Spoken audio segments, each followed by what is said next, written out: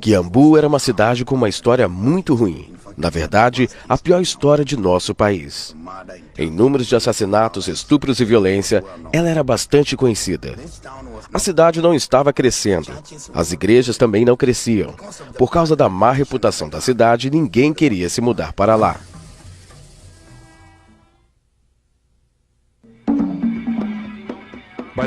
No fim da década de 80, esse flagelado distrito de Nairobi se tornou um dos lugares mais perigosos e opressivos do Quênia. Bares e estabelecimentos ilícitos eram mais enumerados que igrejas e mercados. Alimentada por um rio de álcool, a taxa de criminalidade de Quiambu se tornou a pior da nação. Ninguém, especialmente as mulheres, se arriscava a sair à noite. Funcionários públicos pagavam propinas para evitar ter que trabalhar em Quiambu. Apesar de anos de esforços nessa cidade de 65 mil habitantes, nenhuma igreja conseguiu crescer além de poucas dúzias de membros. Um desanimado pastor uma vez falou: "Nós pregamos o evangelho aqui, mas o povo não se salva."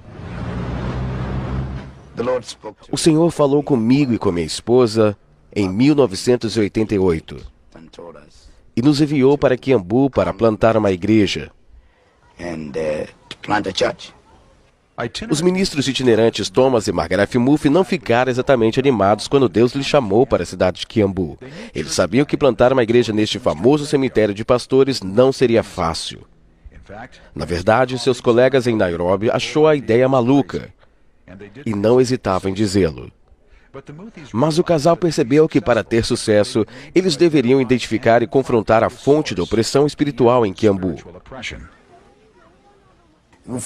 A Bíblia nos diz em Efésios 6:12 que não lutamos contra carne e sangue, mas contra principados e potestades. Então, o nosso problema não estava nas pessoas da cidade, mas no que o diabo estava fazendo com as pessoas. Porque o diabo estava mantendo-as daquele jeito. Os Muffs se comprometeram a orar fervorosamente e a pesquisar diligentemente por 6 meses. Então perguntamos a Deus qual é a raiz do problema. Nós oramos, nós jejuamos. O Senhor nos mostrou um espírito de feitiçaria sobre aquele local. Eles descobriram que muitas das coisas que aconteciam em Quiambu estavam ligadas a uma poderosa mulher chamada Mama Jane.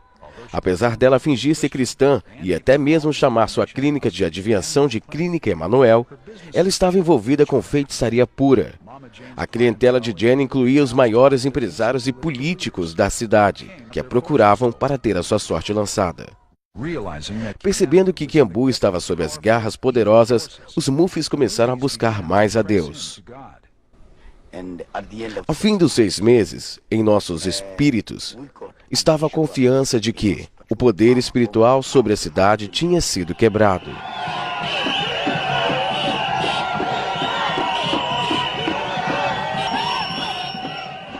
Aproveitando essa oportunidade, Thomas realizou sua primeira cruzada evangelística.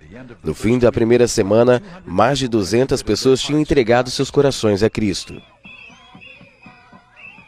Logo, curas e conversões se tornaram comuns. Quando o salão de reuniões municipal não podia mais comportar a multidão, Thomas mudou sua congregação para o porão de um mercado próximo. Sempre lotado por causa de uma campanha de intercessão de 24 horas por dia, o novo local foi apelidado de Caverna de Oração. Incomodada com esse desenvolvimento, Mama Jane começou a contra-atacar através da feitiçaria direcionada. Uma espessa opressão pairou sobre os cultos de oração e adoração. Ela permaneceu até os líderes da igreja descobrirem o trabalho de Mama Jane do lado de fora da igreja. Compreendendo que estavam enfrentando forças demoníacas, os crentes tomaram a autoridade sobre a situação. Nós levantamos nossas mãos uma manhã e oramos para que ela se salvasse ou deixasse a cidade. Em poucos dias, Mama Jane tinha perdido seu poder. Semanas depois, ela juntou suas coisas e deixou a cidade. Quando esse poder de feitiçaria, esse principado que estava sobre Quiambu, foi quebrado, então a presença de Deus começou a aparecer em toda a cidade. Toda a atmosfera mudou. De um lugar onde as pessoas tinham medo de sair na rua à noite, Kiambu se transformou nos lugares com a menor taxa de crime do país. Os bares foram fechados e se tornaram igrejas. A cidade floresceu. Nós presenciamos a mudança. E com a presença de Deus, é claro, ainda muitas mudanças virão.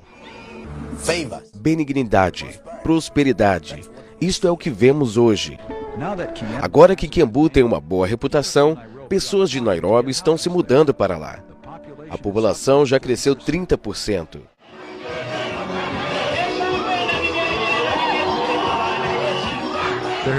Houve também um grande aumento no número de conversões. A caverna de oração de Kiambu, também conhecida como Igreja Palavra de Fé, cresceu para mais de 5.000 membros. Nada mal para uma cidade onde as congregações antes não passavam de 30 a 40 membros.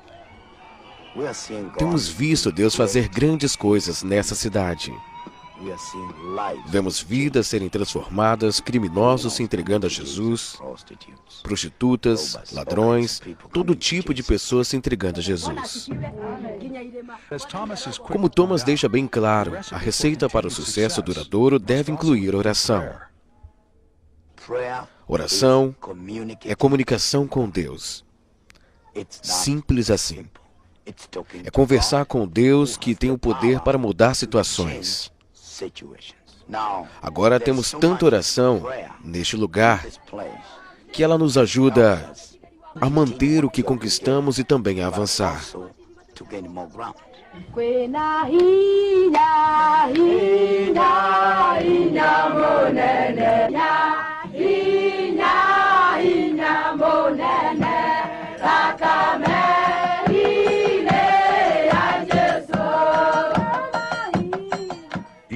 A cada dia, mais de 400 intercessores se reúnem para orar.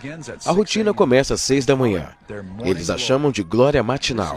Ela é complementada com as noites de vigília na sexta-feira e reuniões de quarta-feira chamada Operação Tempestade de Oração. A oração gera um poder que considero extraordinário. É um poder que transforma. Tenho visto transformando essa cidade. Se Deus pode fazer isto em Kiambu, Ele pode fazer isto em qualquer lugar do mundo.